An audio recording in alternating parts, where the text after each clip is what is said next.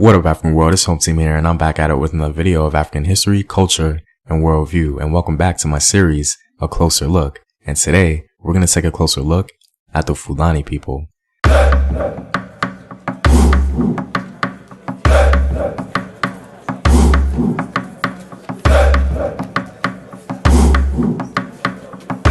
And as always, if you want access to full courses, exclusive videos, or if you simply want to support the home team, you can do so on patreon.com. Also, go to afrographics.com, a website where you can find unique illustrative infographics summarizing African history. All the basic information you need is neatly compiled for you there, including sources for all articles posted. It's a really good resource and introduction to African history for beginners. The link to Patreon and Afrographics is in the description box below.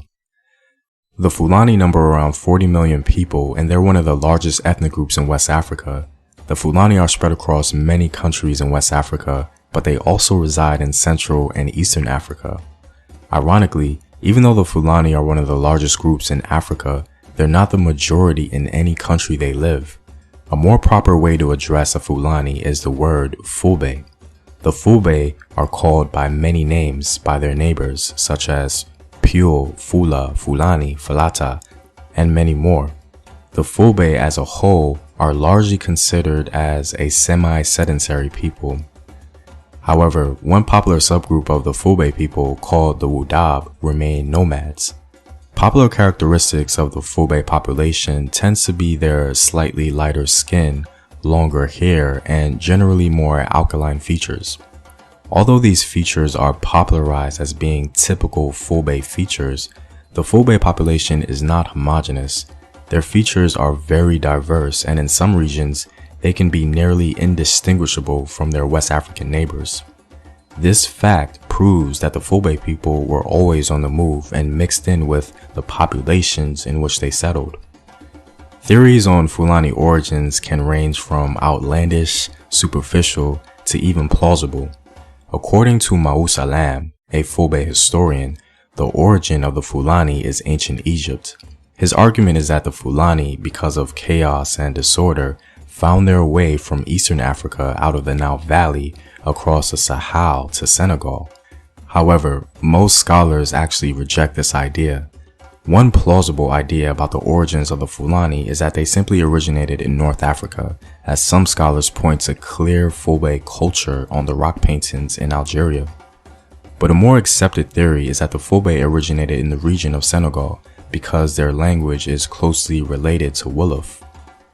Most Fulbe are Muslims and converted to the religion relatively early.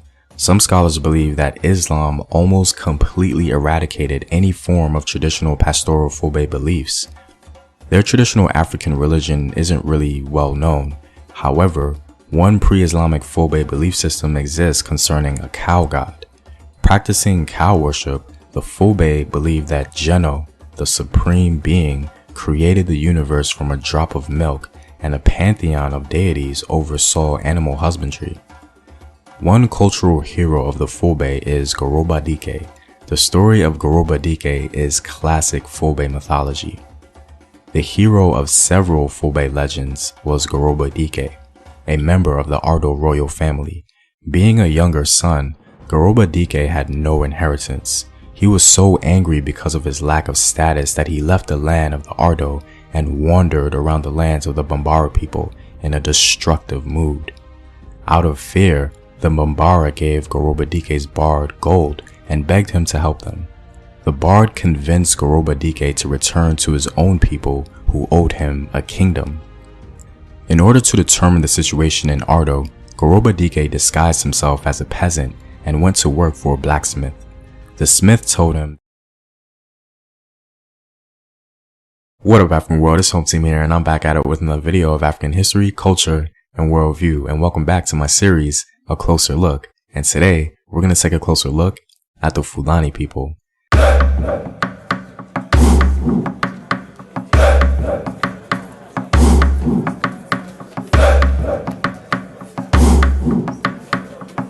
And as always, if you want access to full courses, exclusive videos, or if you simply want to support the home team, you can do so on patreon.com.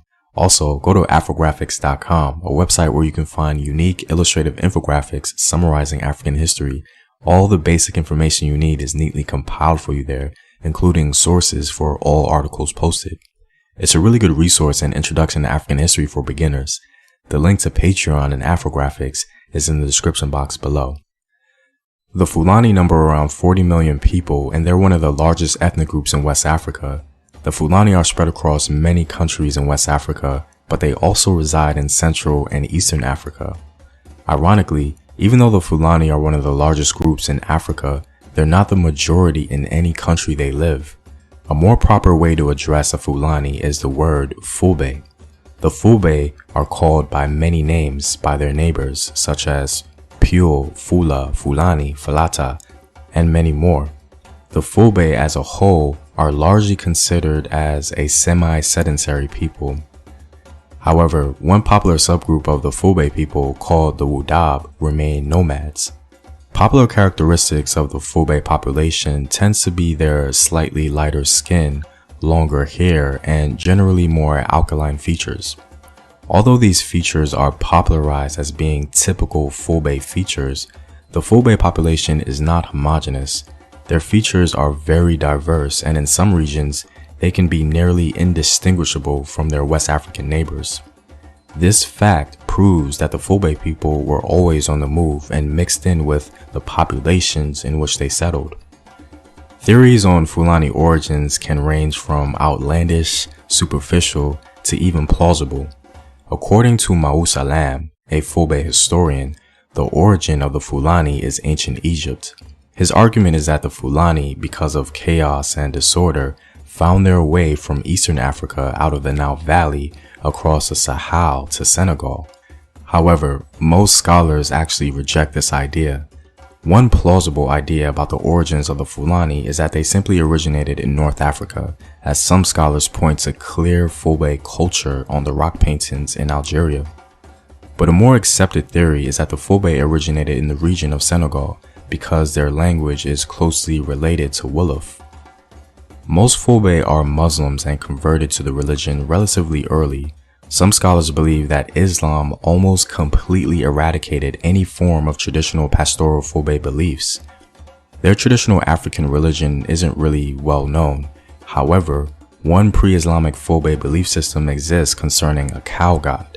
Practicing cow worship, the Fulbe believed that Jeno, the supreme being, created the universe from a drop of milk, and a pantheon of deities oversaw animal husbandry. One cultural hero of the Fulbe is Goroba Dike. The story of Goroba Dike is classic Fulbe mythology. The hero of several Fulbe legends was Goroba Dike, a member of the Ardo royal family. Being a younger son, Goroba Dike had no inheritance. He was so angry because of his lack of status that he left the land of the Ardo and wandered around the lands of the Bambara people in a destructive mood. Out of fear, the Bambara gave Goroba Dike's bard gold and begged him to help them. The bard convinced Goroba Dike to return to his own people who owed him a kingdom. In order to determine the situation in Ardo, Goroba Dike disguised himself as a peasant and went to work for a blacksmith. The smith told him that Kodi Ardo, the daughter of the king Hamadi Ardo, wore a tiny ring on her little finger. She had declared that she would marry only the man whose finger the ring would fit, someone with the delicate bones of a true Fulbe. Men came from all over to try to fit the ring on their fingers, but it fit none of them. Goroba Dike, still dressed in rags, was the last to try, and the ring fit. Kodi Ardo protested that she could not marry a ragged, filthy peasant. Her father insisted that she had set the test, and Goroba Dike had passed it. The two were married. The Berdama, or Tuaregs, had been stealing the Fulbe cattle, so Hamadi Ardo sent his army against them. Mounted on a donkey, Goroba Dike left to join the battle, with his wife jeering at him. During the battle, he transformed himself into a richly dressed warrior on a splendid horse. He agreed to help the king's son-in-law win the battle if each of them gave him one of their ears in payment. After each battle, Goroba Dike changed back into a peasant riding a donkey. At one point, the Berdama, or Tuaregs, kidnapped Kodi Ardo. Goroba Dike, in his heroic form, rescued his wife, but was badly wounded. Not recognizing him as her husband, Cody Ardo bound up his wound with a part of her dress. That night, Cody Ardo saw that her husband had been wounded, and she recognized the cloth that covered his wound. When she asked her husband for an explanation, he revealed that he was the son of a king. He displayed the ears he had taken to prove that he was a hero of the battles. In gratitude, King Hamadi Ardo handed over his kingdom to Goroba Dike. And that is the legend of Goroba. Until the 11th century, the Fulani practiced a traditional pastoral life on the western fringes of the Wagadu Empire. With the fall of Wagadu in the 11th century, a new Islamic state known as Tekrur arose in the Senegal Valley, and many Fulbe for the first time adopted a settled existence. They emerged with the settled population to form a Fulbe-speaking subgroup known as the Tukulor. Because of their presence in Tekrur and their new Islamic vigor, many Fulbe, along with other mandate groups, were soldiers in the Almoravid army. In other words, the Tekrur Fulbe were one of the ethnic groups that made up the Almoravid Moorish regiment. By around the 14th century, Fulbe groups had begun to gradually migrate southward and eastward from their proposed origin in Senegal. By the 15th century, they had arrived in Guinea and Mali. A century later, they arrived in Hausaland and Bornu in Nigeria. As the Fulbe began to move and interact with other people, they began to take up slightly different identities. Most Fulbe, known as the Fulani Bororo or Cattle Fulani, maintained a traditional pastoral lifestyle. Others, however, known as the Fulani Gida or Town Fulani, took up a settled existence in the towns and kingdoms of Mali, Songhai, and the Hausa states. Many Fulbe after some time became overzealous in their Islamic faith and began jihad on other African ethnic groups. They created various kingdoms in West Africa, but the most powerful by far was the Sokoto Caliphate in northern Nigeria. In northern Nigeria today, the Fulani Gida have gradually merged with wealthy Hausa people, forming a new group sometimes referred to as the Hausa Fulani. This group is largely regarded as the ruling class of northern Nigeria. Many people, for whatever reason, assume that the Fulbe weren't taken in the Atlantic slave trade, and that simply isn't true at all. The Fulbe were victims and victimizers of the Atlantic slave trade. Many notable enslaved Fulbes were very wealthy people like Ayuba Diallo, Abdul Rahman Ibrahim Ibn Sori, and Omar Ibn Said, just to name a few. Contrary to popular belief, many of us in the diaspora have Fulbe ancestry either on our paternal or maternal lines. Well, I'm all out, guys. If you like these videos and want to support in its continued production, you can go to patreon.com. You can also check out Afrographics.com for illustrative infographics on African history. Links to Patreon and Afrographics are in the description box below. Know thyself, remember your ancestors. Peace.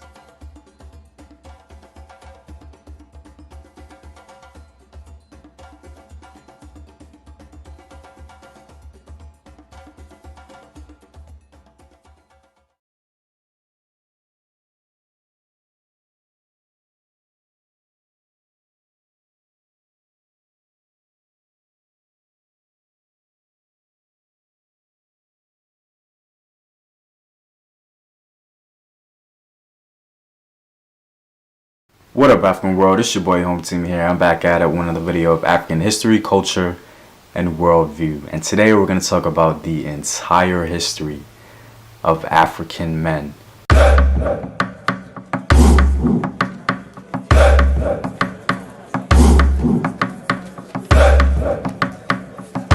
So like my video on the entire history of black women, I can't go over, every black man in history.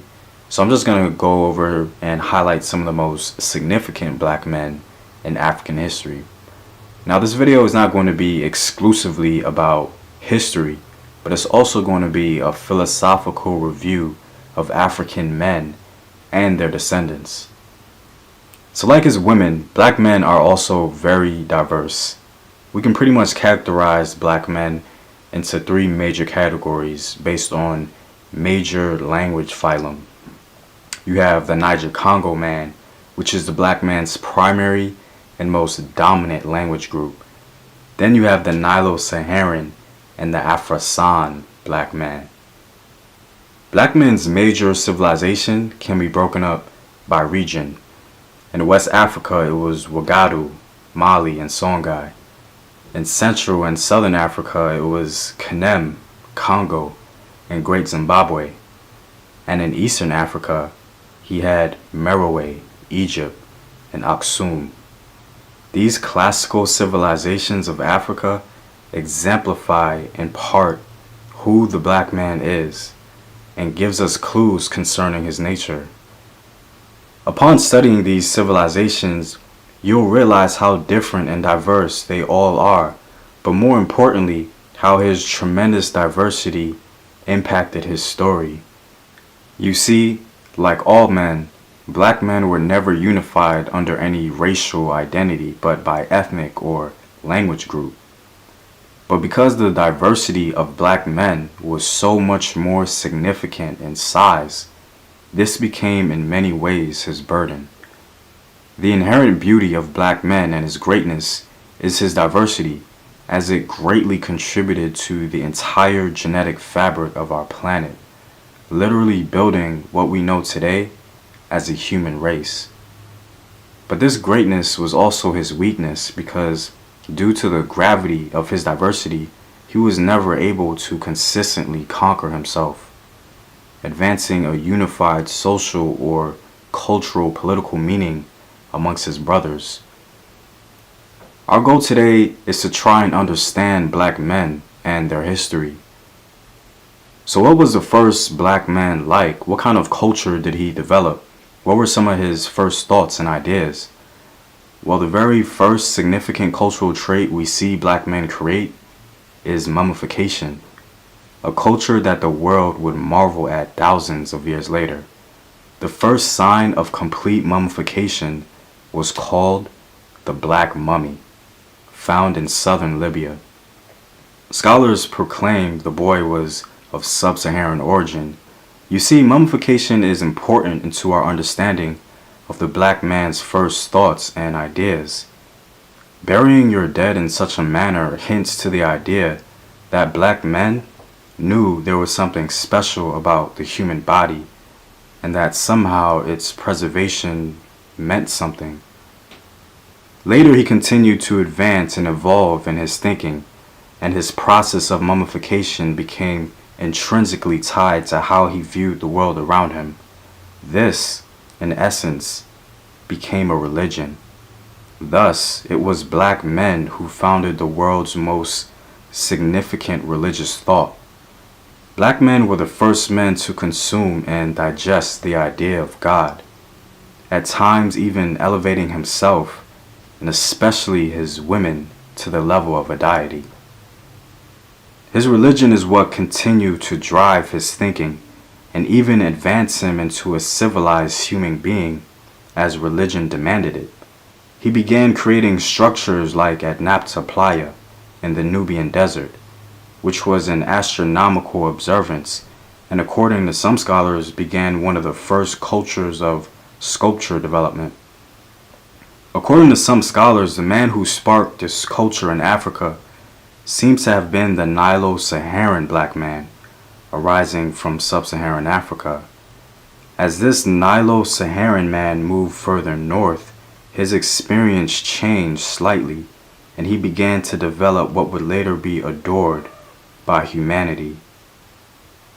Preserving the human anatomy in stone and even measuring our place in the universe through astronomical observance, expressing our importance as humans. Once you think highly of yourself and the human body, you must then create institutions to preserve and protect it. And it was this man that is believed to have founded the first significant civilization in Africa, Ta Seti. This Nilo-Saharan black man is important to our understanding of the black man's first thought. And once we understand it, we realize he sparked what would later become a religion in African high societies. Now, the Niger-Congo black man seems to have been very different from his brothers. It was the Niger-Congo man that seems to have developed the most significant conquering spirit on the continent. As he apparently saw the need to expand his influence, he was the first to do this and was immensely successful at it, nearly taking the whole continent during the Bantu expansion. There is no doubt the Niger-Congo black man is the most dominant presence on the continent. In fact, even though there is no direct evidence of this, his expansion might be the very reason why we see Nilo-Saharan man further north. Given all of this, it would seem as though the Niger-Congo man helped to maintain and promote the matrilineal system of the entire continent, a system that his brothers seemed to embrace. He also seemed to be the first to train his brain with mathematics with the presence of the Ashango bone. Mathematics, of course, being one of the bedrocks of civilization. The ideas of the Nilo-Saharan black man seems to have been borrowed and further developed by the Afro-San black man. This Afro-San man seems to have been unique, as it was him that popularized the idea that the black man himself was God. He also popularized and improved upon the culture of his brother, the Nilo-Saharan, with writing, culture, and statehood. The Afro-San black man and his geographical proximity to the rest of the world assigned him with being the carrier of African culture and religion, exposing and introducing it to the rest of the world. Historically, it was his civilization that became the most recognizable and relatable to the rest of the world. So let's look at some black men in African history that exemplify the character of the Niger-Congo, the Nilo-Saharan, and the Afro-San. Sunjata Keita and Mansa Sakura of the Mali Empire are two examples of black men coming from humble beginnings, beating the odds and rising to the top. Sunjata was reported to be crippled and despised in Mali, but he defeated Sumanguru Kante, becoming the founder of the greatest empire in West African history. Mansa Sakura was literally a slave, starting all the way at the bottom and becoming the king of Mali. Shaka Zulu also speaks to the Niger-Congo experience. He literally influenced and changed the culture of an entire region, becoming the driver of a new culture, literally setting trends and changing the African space that he was in. The descendants of these Niger-Congo black men exemplify all these characteristics today. As black men in the New World suffered and survived the most gruesome act in human history, at times even gaining positions of power. But more importantly, he became the driver of culture in North and South America, setting trends that other groups of people began to mimic and even embrace. It's clear that the descendants of the Niger-Congo black man has inherited his characteristics. Even when he was robbed of his culture and identity, literally starting from the bottom, he began to recreate himself and start a new culture that still became irresistible to the rest of the world. King Narmer in many ways symbolizes the Afro-San black man. King Narmer was the first black man to create an empire on the continent. Even though it wasn't the first civilization, Egypt became the first significant empire in all of African history, an empire that led to great things. The Afro-San man's geographical presence along the coastal regions of Africa is significant. He was the first to introduce the black man's culture and ideas to the rest of the world. Ideas and culture that became very influential outside of Africa, and he is believed to be the first to branch outside the continent, hence the name Afro-San or Afro-Asiatic. Then we have the Nilo-Saharan. He did something that has never been done on planet Earth. What he and his predecessors did gives us valuable insight into understanding the natural core of black men, the color of his soul, which continues to paint all black men today. What he did in ancient times is the closest thing we have to understanding who black men are. The Niger-Congo and the Afro-San black man did some things that can be seen throughout all men on the planet. But the Nilo-Saharan black man makes the distinction of all black men really clear. King Pi, the Kushite, went up into Egypt and conquered it, not to destroy it, but to revitalize and restore Nile Valley culture. The Kushites literally forgave their enemies and rebuilt the cultural and religious infrastructure of the Nile Valley, returning it to its African context. Never in the history of the world has any man conquered a region for the sole purpose of restoring their enemy's culture and worldview. Granted, it was a culture that the Nilo-Saharan Kushites believe belonged to them. But this very idea of forgiveness and restoration is unique.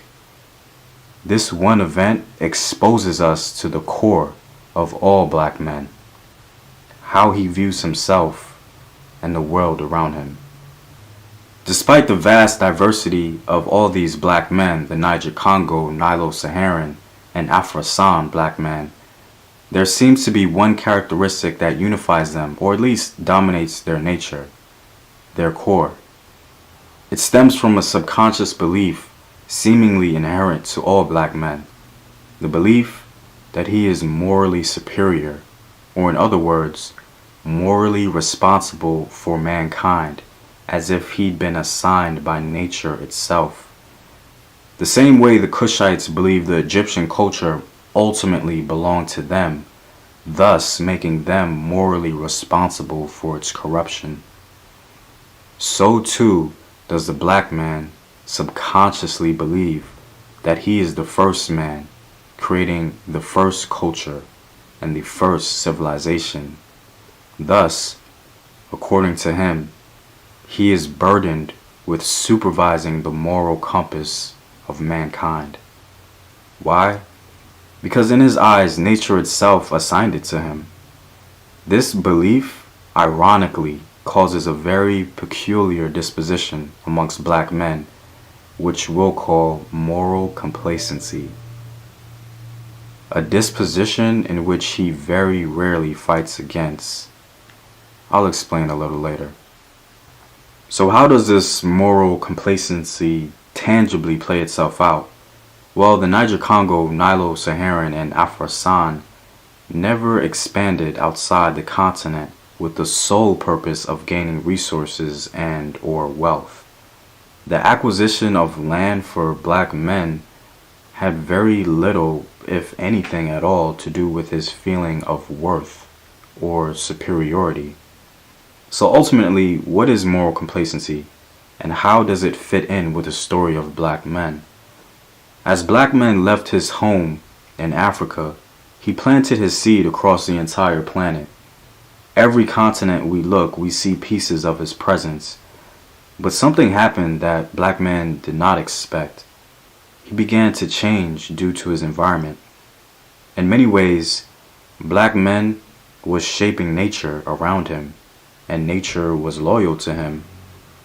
But little did he know that nature was also shaping him.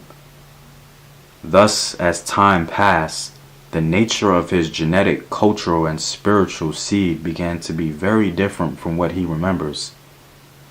This is the origin of his fear, but we'll get to that later. Black men descend from a continent with plenty of land and resources, so there never really seemed to develop a sense of urgency to survive and at times even compete. The key word here being urgency. Like mentioned before, black men were no strangers to diversity and language barriers amongst himself, but unfortunately, because of this, he assumed every foreign man he encountered had a similar nature to his own. One of his ills is his struggle to understand the motives behind other men that seek to destroy him. as he seems to have developed no need to genetically survive, as his genes and his subconscious opinion have been distributed throughout the entire earth long ago. And he also never developed an incessant need to feel superior to others, perhaps to his fault in a cosmic sort of way. In all men, he's a sort of molecular piece of himself. This phenomenon, which I call moral complacency, seems to be unique to black men. Because of this, black men, especially today, largely succeed only as an individual. His greatness is seldom used to advance his own nation. Why? Mostly internal, but also some external factors apply, but ultimately because on a primordial level, he believes the world is his nation, as it originally belonged to him. His moral superiority has usually harmed him. That is his blessing and his curse, and though it provides him at times with cognitive dissonance, oddly enough, that is the only way he learned to be human. In essence, the only way he truly understands being human, and he feels burdened to teach mankind how to be like what he remembers, what he understands as human. The black man's greatest fear, no matter how irrational, is not that he will be annihilated, because to him that is simply impossible. The black man's greatest fear is coming to terms with the idea that the earth no longer belongs to him, that the earth abandoned its original creation, that he will not be the source of the earth's future evolution, that he will not be the source and the origin of humanity's next phase, that his idea of human is not what nature assigned it to be. This is why he remains morally complacent even when faced with the destruction of his own nation, because his moral complacency allows him to infiltrate himself in other nations, being the driver of its culture, becoming the ghostwriter for the social, cultural evolution of our planet. This is why he has no issue being successful as an individual in a society he did not create, because in his primal opinion, the earth will continue to belong to him, and he can continue to define what a human is. You see, back then, as he planted his seed across the planet in the beginning, he only saw himself and one version of humanity, but of course this has changed. This is not the humanity he has come to know and understand. Thus, in his moral superiority, he will do anything to remain the driver of what he feels humanity is, cultivating its culture and its worldview, even at the expense of his own nation. However, the question is his commitment to moral complacency worth it? In other words, are his fears of an unfamiliar humanity worth his nation? This is a question that black men are beginning to ask himself right now in the 21st century. What is the value of my moral superiority, and will nature continue to honor it? And when we, as black men, finally answer this question, whatever the answer may be, it will greatly determine the social, political, and spiritual tone for the entire planet for the next 500 years. Why? Well, because black men have always been the spark of humanity's cultural and spiritual significance. He founded the first human moral codes. Let's really think about the subconscious of black men. Who was the first celebrated and well-known black man in African history? His name was Asar. And what did Asar concern himself with in life? The first thing that Asar did was teach others how to be human, how to be morally upright, and how to build civilization. This was the first championed image of a man that black men developed for himself. The first thought of black men, his first celebrated figure in his mind, advanced characteristics of teaching men how to be human, teaching them a morally proper worldview. And what happened to Asar? He was killed and dismembered, and later his wife brought his pieces together and wrapped it up in the first ever mummification process. For the black man, mummification exemplifies the importance of the human body, but more importantly, what the human body means and represents. The first man was morally upright, teaching the world the idea of what a man is and what a human is, and it was him who was the first to be mummified or preserved.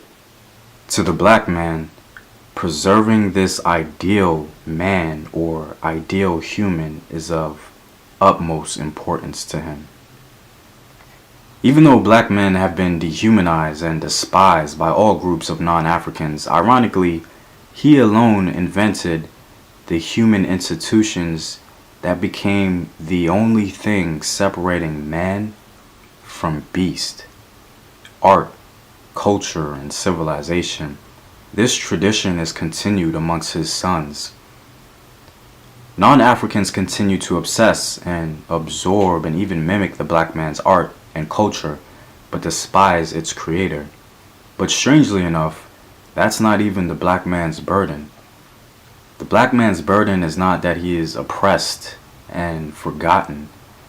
His burden is being the moral, cultural, and spiritual compass of the human spirit. His curse is that he constantly seeks validation from which he deems the first reflection of his creator, nature, which in his subconscious mind may or may not be loyal to him anymore. Despite his extraordinary resilience to the most gruesome act in human history, his survival and his patience with humanity is unrivaled. One of his greatest attributes, which in many ways became a driver for his survival, is his creativity. Black men have continually done things that has not been done by any man on the planet.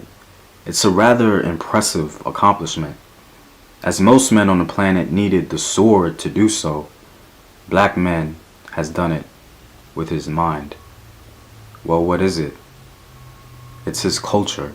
The culture of black men is the only thing that has genuinely conquered the world.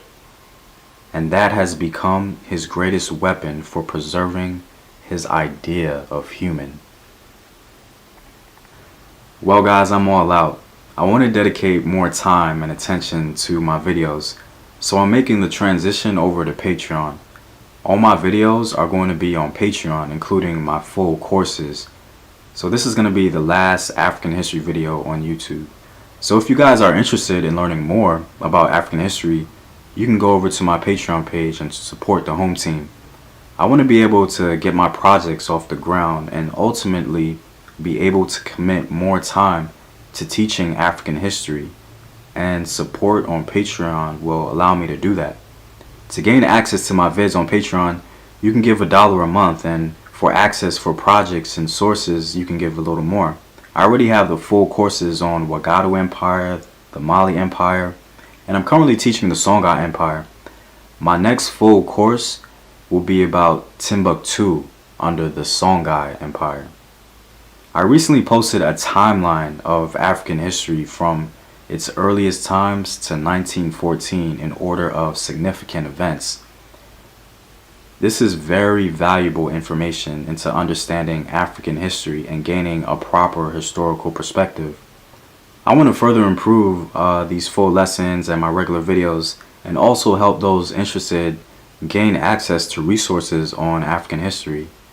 You can subscribe to the Patreon page in the description box below. It's your boy Home Team. Know thyself. Remember your ancestors. Peace.